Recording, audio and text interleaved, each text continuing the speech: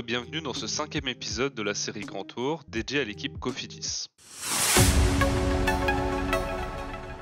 En 2023, l'équipe de Cédric Vasseur a glané 14 succès, mais seulement 4 au niveau World Tour. En 2022, pour comparaison, l'équipe Cofidis avait remporté 19 victoires. Comme j'ai pu le faire lors des épisodes précédents, je vais commencer par les points positifs de la saison 2023. Et cela commence dès le Tour Down Under, épreuve durant laquelle Bryan Coquard a conquéré son premier succès au World Tour lors de la 4e étape. Il gagnera également 2 étapes lors du Tour du Pays de la Loire au mois d'avril. Mais le point culminant de la saison 2023 pour Cofidis a été le Tour de France. 2 succès d'étape, notamment celui de Victor Lafay dès la 2e étape, avec un final mémorable et un coup du kilomètre qui restera dans les mémoires. Il s'agit du meilleur résultat du Français en 2023 qui vient confirmer ses capacités au plus haut niveau. Le deuxième succès pour l'équipe Cofidis viendra lors de la 12e étape grâce à Yon Izagirre. Une victoire en échappée après un raid en solitaire de plus de 30 km et à 34 ans, il vient remporter son deuxième succès sur le Tour de France après sa première victoire en 2016 sous les couleurs de la Movistar. Yon Izagirre a été performant et a réalisé sa meilleure saison chez Cofidis après son arrivée en 2022. Il s'est notamment classé 3e au classement général du Tour du Pays Basque et a remporté le Grand Prix Miguel Indurain. Anthony Perez a lui aussi signé un succès majeur en 2023 sur la Fun Drum Classic. Il s'est imposé en solitaire après un raid de plus de 38 km dans des conditions compliquées, notamment marquées par un fort vent. Enfin, l'équipe Cofidis a souvent su performer sur le dernier grand tour de la saison, le Tour d'Espagne. L'année 2023 ne déroge pas à la règle avec une victoire d'étape pour Jesus Herrada en échappée lors de la 11e étape. Mais en parallèle, certains coureurs n'ont pas atteint leur objectif en 2023. C'est notamment le cas de Guillaume Martin qui a été très performant au printemps, signant plusieurs podiums et une très belle 6e place sur Liège-Bastogne-Liège. Mais au final, aucune victoire à la fin de la saison et une 10e place au classement général du Tour de France grâce au jeu des échappés après avoir été rapidement sorti du jeu dès les premières étapes de montagne. Après la désillusion du Tour d'Italie en 2022, ses ambitions d'un bon résultat au classement général d'un grand tour semblent s'éloigner. Enfin, Axel Zinglet, auteur d'une très bonne année 2022, avait bien commencé l'exercice 2023. Vainqueur de la classique Loire-Atlantique puis 5e de la Flèche Brabantson notamment, il a participé à son premier grand tour, le Tour de France au mois de juillet. Mais une chute dans l'emballage final de la 4e étape va le contraindre à traîner sa misère jusqu'à Paris. Il ne pourra pas peser sur la course et terminera l'épreuve à une anecdotique 142e place. Il aura du mal à rebondir après cette épreuve douloureuse sur la fin de saison. Pas de succès au niveau World Tour en 2023, ce n'est que partie remise pour plus tard.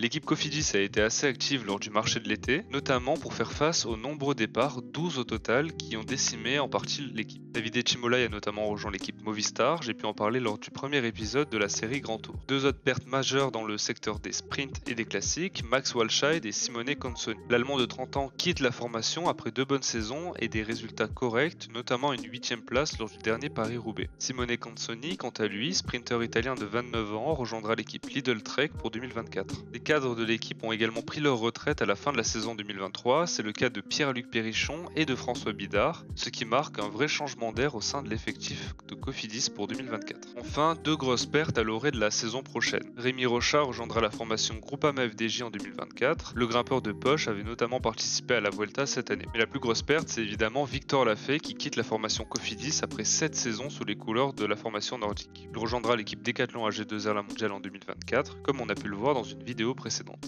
Auteur d'une grande saison 2023 et arrivant en fin de contrat chez Cofidis, ses ambitions contractuelles et les convoitises d'autres équipes n'ont pas permis de le garder. En parallèle de ces nombreux départs, 12 coureurs feront leur début chez Cofidis en 2024. Même s'il est difficile de sortir un nom en particulier, on peut noter plusieurs recrues intéressantes pour 2024. Sans être exhaustif, on peut parler de Ben Hermans en provenance d'Israël Premier Tech pour une saison. Il semble clairement sur le déclin. Pourra-t-il renouer avec la victoire avec la formation nordiste en 2024 ? En tout cas, il apportera son expérience à coup sûr. Gorka Izagirre rentre un peu dans le même schéma. Il s'agit d'un coureur d'expérience et en 2024, il rejoindra son frère après 2 saisons passées chez Movistar. Stefano Aldani sort quant à lui un peu du lot. Il s'agit d'un grimpeur italien de 25 ans et il rejoindra l'effectif Cofidis pour 2 saisons. Il a un profil intéressant, il a déjà été vainqueur d'étape sur le Tour d'Italie en 2022. Il compense dans un certain sens le départ de Rémi Rocha par exemple. Puis, on peut noter le recrutement de plusieurs jeunes coureurs. Milan Fretin, sprinter classicman belge de 22 ans, auteur d'une bonne saison 2023 chez Flandre Baloise. Nolan Maudo, en provenance de l'équipe continentale CICU Atlantique, un puncher sprinter de 21 ans, ou encore Oliver Knight, un jeune coureur anglais de 22 ans. Pour clôturer cette section, on peut noter que le recrutement peine à compenser les départs, notamment celui de Victor Lafay.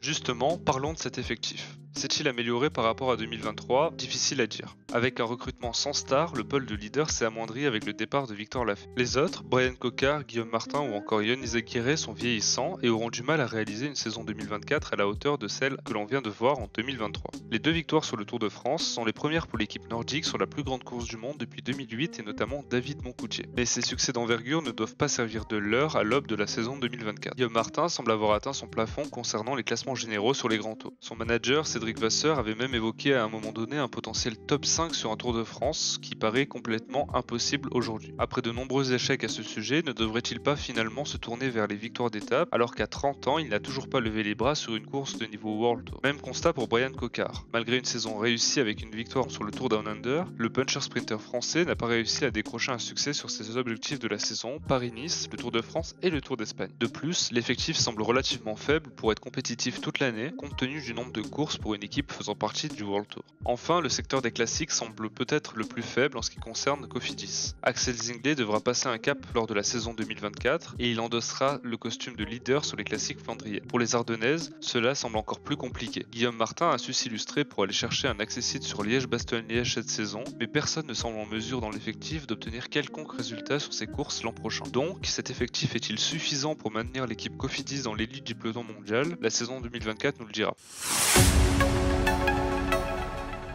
Le coureur à suivre chez Cofidis pour 2024 selon moi, c'est Milan Fretin. J'en ai rapidement parlé dans la section du marché de l'été. Le coureur belge en provenance de la team Flandre baloise a obtenu la seule victoire de son équipe en 2023 sur une semi-classique belge au mois de juillet. Il s'agit d'un coureur puissant qui est aussi bien à l'aise sur les classiques que lors des sprints massifs. Il a réalisé 2 top 10 sur le Tour de Grande-Bretagne, dans des sprints justement. À 22 ans, il a couru en 2023 son premier monument, Paris-Roubaix, fini à la 118e place. Il n'a pas participé à d'autres courses de premier rang, son équipe n'étant tout simplement pas alignée sur ses courses. Mais sa saison 2023 est pour moi une réussite, il a obtenu 17 top 10 et dans une interview accordée à Cycling Time, il parle de ses objectifs pour 2024, notamment la possibilité de participer à son premier grand tour, certainement le Tour d'Italie. J'ai hâte de le voir participer à des courses de premier rang et comme dit dans la section précédente, la faiblesse de l'effectif Cofidis en ce qui concerne les classiques pourrait lui permettre d'obtenir une place de choix sur ces courses.